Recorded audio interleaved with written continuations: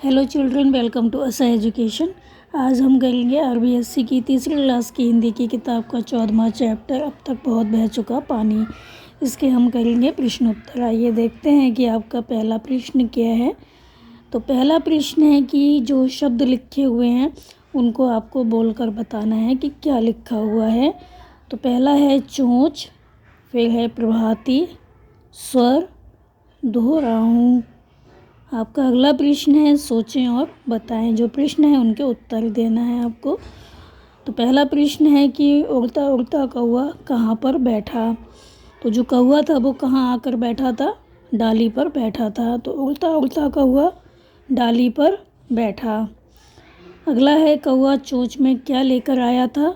कौवा चोंच में रोटी लेकर आया था। अगला है लौमड़ मीठी बोली में क्यों बोला। लौमड़ को रोटी का लालच था इसलिए वो मीठी बोली में बोला। आपका अगला प्रश्न है रिक्त स्थानों की पूर्ति करें। रिक्त स्थान आपको भरना है। पहला है राग सुनाओ मुझको। तो मीठा राग सुनाओ मुझको।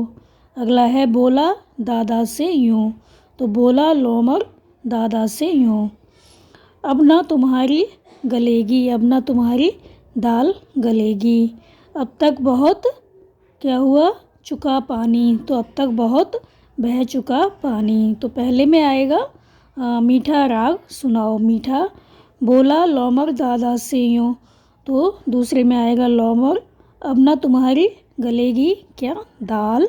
अब तक बहुत, तो इसमें क्या आएगा बह। तो यहाँ पर हम लिखेंगे बह। तो अब तक बहुत बह चुका पानी। आपका अगला प्रश्न है सही अर्थ के साथ मिलान करें। तो ये जो मुहावरे हैं उसके क्या अर्थ होंगे, तो आपको सही से मिलाना है। कान खोलकर सुनना मतलब ध्यान से सुनना। दाल नहीं गलना मतलब काम नहीं बनना।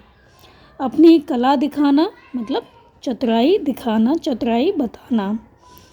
आपका अगला प्रश्न है कौवे के दादा नाना ने कौन सी कला दिखाई थी। तो कौवे के जो दादा थे, नाना थे, उन्होंने गाने की जो कला थी वो दिखाई थी। बहुत अच्छा वो गाना गाते थे। आपका अगला प्रश्न है कि रोटी की कौन कौन सी विशेषताएं बताई गई हैं। तो यहाँ पर जो रोटी है उसकी कौन कौन सी विशेषताएं बताई गई हैं। तो जो रोटी थी वो ताज़ी थी और गोल गोल थी, मोटी मोटी थी, चुपड़ी हुई थी। और जो कौवा था वो पूरी रोटी लेकर आया था। तो ताज़ी ताज़ी थी, चुपड़ी चुपड़ी, गोल गोल, मोटी मोटी, ये रोटी की यहाँ पर विशेषताएं बताई गई हैं। आपका अगला प्रश्न है गर्दन ऊंची कर लौमड़ ने क्या कहा।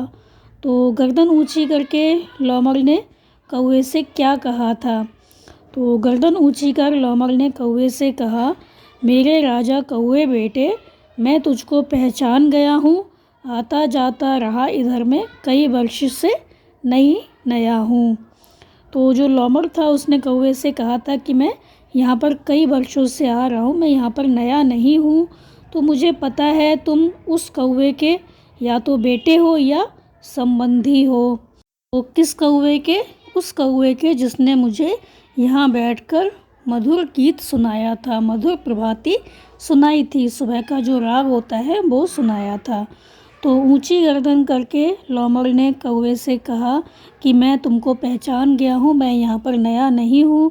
मुझे पता है तुम उस कौवे के बेटे हो या संबंधी हो जिस कौवे ने मुझे यहाँ बैठकर मधुर प्रभाती सुनाई थी। आपका अगला प्रश्न है कि कौवा कौन सी नादानी नहीं दोहराना चाहता था। तो कौवा कौन सी नादानी नहीं दोहराना चाहता था, कौन सी जो गलती थी वो नहीं दोहराना चाहता था। तो कौवा अपने जो बाप दादा थे उनकी जो गलतियां थी उनको नहीं दोहराना चाहता था, क्योंकि उन्होंने क्या किया था, गाना सुनाया था और उनके मुंह से जो रोटी थी वो नीचे गिर गई थी और जो लोमड़ी थी उसने क्या किया था, रोटी को उठा लिया था और खा लिया था।